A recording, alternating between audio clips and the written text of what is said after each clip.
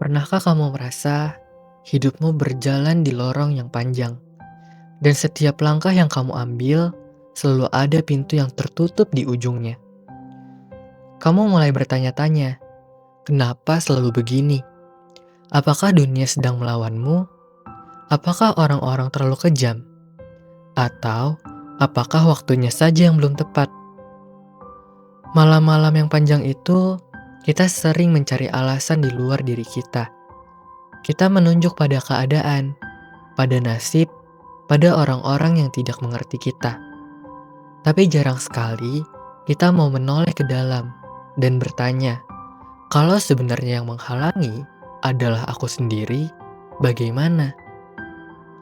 Bukan aku yang polos, bukan aku yang jujur, bukan aku yang sedang berjuang, tapi aku yang dipenuhi ego. Ego itu aneh. Dia tidak datang sebagai musuh yang keras kepala. Dia datang dengan lembut, membisikkan kata-kata manis yang membuat kita percaya bahwa kita selalu benar. Dia membuat kita yakin bahwa kita tidak perlu lagi belajar, bahwa kita sudah cukup tahu segalanya, bahwa jika ada yang mengkritik, itu tandanya mereka yang salah, bukan kita. Dan tanpa kita sadari, ego itu membungkus kita seperti kabut. Kita pikir kita sedang berjalan ke depan, padahal kita hanya berputar-putar di tempat yang sama. Ego. Banyak orang salah paham tentang kata ini. Ada yang menganggapnya sama seperti percaya diri. Ada yang menyamakan dengan ambisi. Ada juga yang pikir ego itu sekedar kesombongan yang jelas terlihat. Padahal, ego jauh lebih halus dan jauh lebih licik dari itu. Ego adalah cermin yang buram. Kita pikir kita sedang melihat dunia dengan jelas. Padahal yang kita lihat hanya pantulan diri kita sendiri. Ia membuat kita sibuk menjaga citra daripada menjaga hati. Sibuk terdengar pintar daripada sungguh-sungguh belajar. Sibuk terlihat kuat daripada berani mengakui kalau kita sedang lemah. Ego jarang datang dengan teriakan. Ia datang dengan bisikan. Kamu sudah tahu itu. Kamu tidak perlu mendengarkan orang lain. Kamu lebih baik dari mereka. Kamu harus mempertahankan apa yang sudah kamu punya. Meskipun itu berarti kamu tidak akan berkembang lagi. Kalau kamu mau tahu seperti apa rasanya ego bekerja, bayangkan ini. Kamu sedang mendaki gunung. Jalanmu berat, tapi kamu terus naik. Tiba-tiba, kamu menemukan tempat yang indah. Pemandangannya memukau, udaranya segar. Di sana, ego berkata, kamu sudah sampai. Untuk apa kamu melanjutkannya? Nikmati saja di sini. Tidak usah repot-repot naik lebih tinggi. Kedengarannya masuk akal kan? Padahal, di balik bukit itu ada puncak yang lebih tinggi, lebih indah, dan lebih luas. Tapi kita tidak akan pernah melihatnya kalau kita percaya pada ego yang berkata, berhenti, kamu sudah cukup. Ketika kita baru memulai sesuatu, kita datang dengan semangat penuh, dengan mimpi yang terasa begitu besar. Di titik itu ego seringkali muncul, dengan wajah yang tampak seperti motivasi. Dia berkata, kamu harus cepat terlihat hebat. Kamu harus segera membuktikan kalau kamu bisa. Kamu harus dapat pengakuan, sekarang juga. Awalnya, kita pikir itu dorongan yang baik. Tapi tanpa sadar, kita mulai terburu-buru. Kita ingin dipuji sebelum benar-benar paham apa yang kita kerjakan. Kita ingin terlihat berhasil sebelum pondasi kita kokoh. Seperti rumah yang dibangun di atas pasir. Kita berdiri gagah di awal, tapi rapuh saat badai datang. Ego di tahap awal perjalanan itu seperti racun manis. Ia membuat kita memilih pamer hasil, daripada diam-diam mengasah proses. Ia membuat kita lebih peduli terlihat berlari kencang daripada memastikan kaki kita melangkah dengan benar. Coba kita jujur malam ini.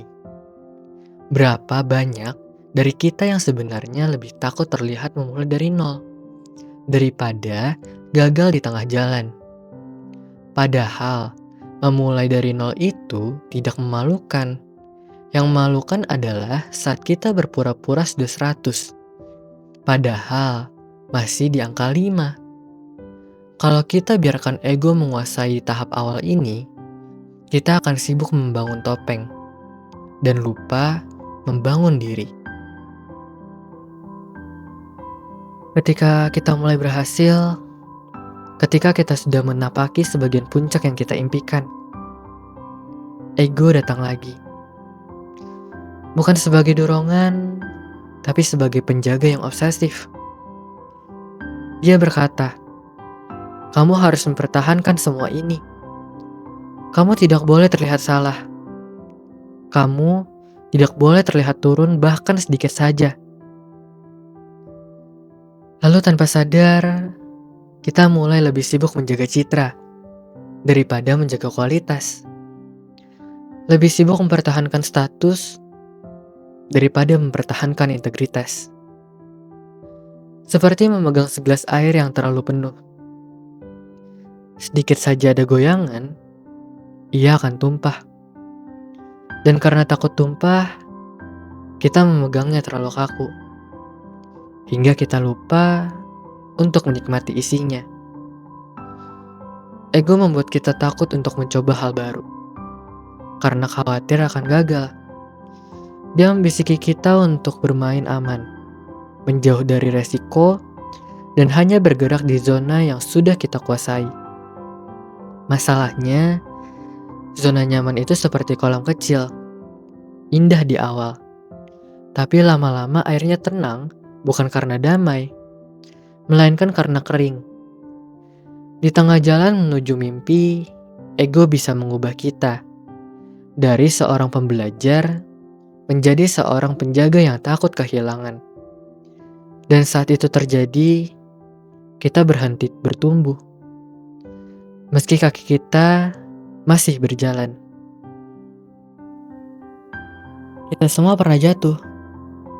Terlalu keras, terlalu sakit, terlalu tiba-tiba. Ada yang jatuh dari mimpinya. Ada yang jatuh dari hubungan, dan ada yang jatuh dari kepercayaan orang lain, bahkan kepercayaannya sendiri. Saat itu terjadi, ego tidak datang untuk menolong. Ia datang untuk membisiki alasan. Kamu jatuh karena mereka. Kamu jatuh karena dunia ini tidak adil. Kamu jatuh karena orang-orang tidak mengerti kamu. Kita pun mulai menyalahkan semua hal, kecuali diri sendiri. Kita mencari kambing hitam, karena lebih mudah daripada menatap cermin. Masalahnya, selama kita sibuk menunjuk keluar, kita tidak akan pernah benar-benar melihat ke dalam.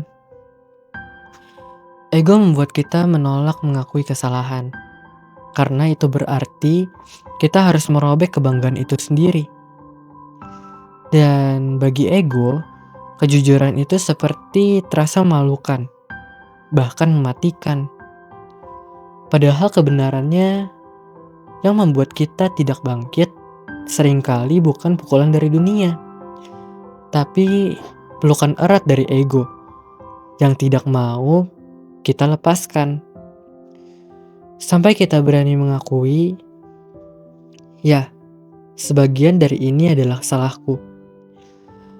Kita akan terus duduk di tempat yang sama, menunggu hujan berhenti, padahal yang kita butuhkan adalah berdiri dan melangkah meski basah. Ada kekuatan besar dalam berani berkata, "Aku belum tahu. Aku belum selesai belajar." Itu adalah kalimat yang bagi ego terdengar seperti kekalahan. Tapi bagi jiwa, itu adalah pintu. Pintu untuk masuk ke ruang baru. Pintu untuk melihat dari sudut pandang yang berbeda. Pintu untuk menjadi versi kita yang lebih luas daripada sebelumnya. Melepaskan ego bukan berarti kita membuang harga diri. Bukan berarti kita menyerah pada hidup. Justru sebaliknya, kita memberi ruang bagi diri kita sendiri untuk berkembang tanpa batas. Bayangkan kamu kembali menjadi murid. Tidak peduli seberapa jauh kamu sudah melangkah atau seberapa banyak pujian yang sudah kamu dapatkan. Kamu tetap akan membuka buku, mendengarkan orang lain bicara, dan mengakui bahwa di dunia ini ada begitu banyak hal yang belum kamu pahami. Kerendahan hati bukan tanda kelemahan. Ia adalah tanda bahwa kita cukup kuat untuk menahan godaan merasa sudah cukup hebat. Dan mungkin kebijaksanaan sejati bukanlah tentang menjadi yang paling tahu, tapi tentang terus mau tahu. Meski itu berarti kita harus melepas mahkota yang pernah kita banggakan. Malam ini, kita sudah melihat bagaimana cara ego bekerja. Ia datang saat kita baru memulai, membuat kita terburu-buru mencari pengakuan. Ia hadir saat kita berada di puncak, membuat kita takut kehilangan status. Ia juga muncul saat kita jatuh, dan membuat kita menolak untuk bangkit dengan jujur. Ego bukan musuh yang selalu terlihat. Ia seperti bayangan yang selalu mengikuti kita kemanapun kita pergi. Dan mungkin kita tidak pernah bisa membunuh ego sepenuhnya. Tapi kita bisa untuk memilih tidak memberinya kemudi. Kita bisa menggenggam diri kita sendiri, nilai-nilai kita, mimpi-mimpi kita, hati kita, tanpa harus menggenggam ego yang ingin mengatur segalanya. Karena kekuatan terbesar bukanlah saat kita berpegangan paling erat, tetapi saat kita berani melepaskan. Melepaskan ego tidak membuat kita kecil. Justru, itu memberi kita ruang untuk tumbuh setinggi yang kita mau, tanpa dibatasi oleh rasa takut terlihat lemah atau rasa haus untuk selalu terlihat benar. Jalan di depan akan tetap panjang, kadang sepi, kadang juga licin. Tapi tanpa beban ego di punggung, setiap langkah akan terasa lebih ringan, dan setiap pemandangan akan terlihat lebih jelas.